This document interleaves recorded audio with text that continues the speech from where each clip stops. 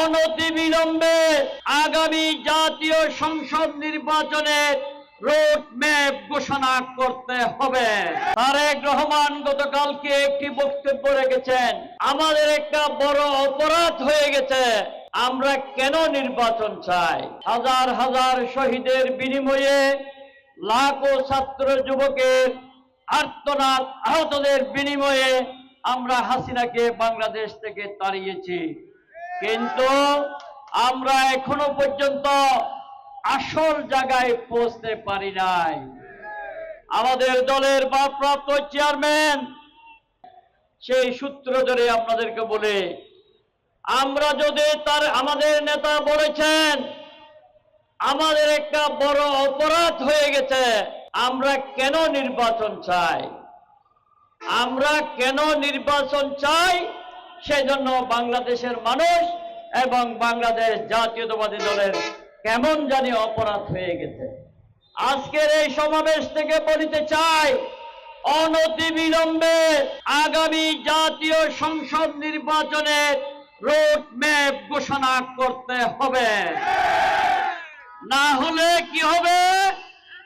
না হলে গত 18 বছর বাংলাদেশ জাতীয়তাবাদী দলের উপর ফ্যাসিস্ট হাসিনার নেতৃত্বে বাংলাদেশের মানুষের উপর যে স্টিম রোলার চালিয়েছিল, আমরা কিন্তু দমে যাই নাই।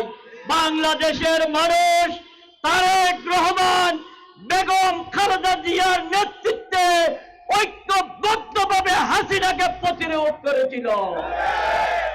আমরা কিন্তু দমিয়ে যাই নাই। সাহসিকতার সাথে বাংলাদেশ জাতীয়তাবাদী দল রাজপথে আছে। আমরা চাই কোন আন্দোলন সংগ্রামে না গিয়ে বিশ্ব বরেণ্য নেতা অনতিবিলম্বে একটি নির্বাচনের রোড ম্যাপ ঘোষণা করতে চায়। না হলে আবারও বাংলাদেশ টানা ৭ম-বারের মতো বেস্ট টিস্যু পেপার ব্র্যান্ড হিসেবে স্বীকৃতি পেয়েছে বসুন্ধরা টিস্যু। দেশের মানুষ রাস্তায় নেমে যাবে, তখন কিন্তু আমরা চাই না কোনো আন্দোলন হোক। নেতা বলেছেন এই সরকারকে আমরা ক্ষমতায় বসিয়েছি আন্দোলন করার জন্য নয়। তাদের বোঝা উচিত অনতিবিলম্বে একটি নির্বাচন দিয়ে দেওয়া।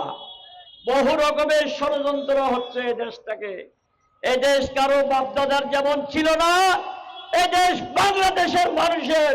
বাংলাদেশের মানুষ যখন জাগে তখন তাদের অধিকার আদায় করে ছাড়ে। সংগ্রামে উপস্থিতি, আমি আমার পরিচয় নিয়ে একটু কথা বলিতে হয়। যদি না বলে, শ্রমিক নেতারা যেমন বলেছেন শ্রমিকের অধিকার নিয়ে, আমরা যদি পরিচয়ের মানুষ যদি বলে আমাদের পরিচয়ের অধিকার, সেটাই তো আমাদেরকে বলিতে হবে। হবে কি হবে না? পরিচয়তে গ্যাস আছে, আমাদের এই পরিচয়ের গ্যাস পাইপলাইনের মাধ্যমে জাতীয় গ্রিডে নিয়ে যায়। আমরা আজকে শ্রমিক দলের এই সমাবেশ থেকে বলিতে চাই, 18টি চা বাগান আছে ফটিকছড়িতে, এশিয়ার বিখ্যাত চা বাগান ও ফটিকছড়িতে। ফটিকছড়িতে রাবার বাগান আছে 3টা, 4টা রাবার বাগান। সব চাইতে বড় চা বাগান দাঁতমারা রাবার বাগান।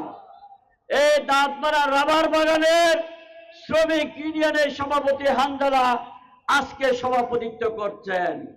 আমি এই চা শ্রমিক যারা আছেন চা বাগান এবং রাবার বাগানের ফটিকছড়ির গ্যাস, আমাদের ফটিকছড়ির মানুষ, ফটিকছড়ির চা বাগান, ফটিকছড়ির রাবার বাগানের মধ্যে বন্টন করার জন্য আমি জোর দাবি জানাচ্ছি।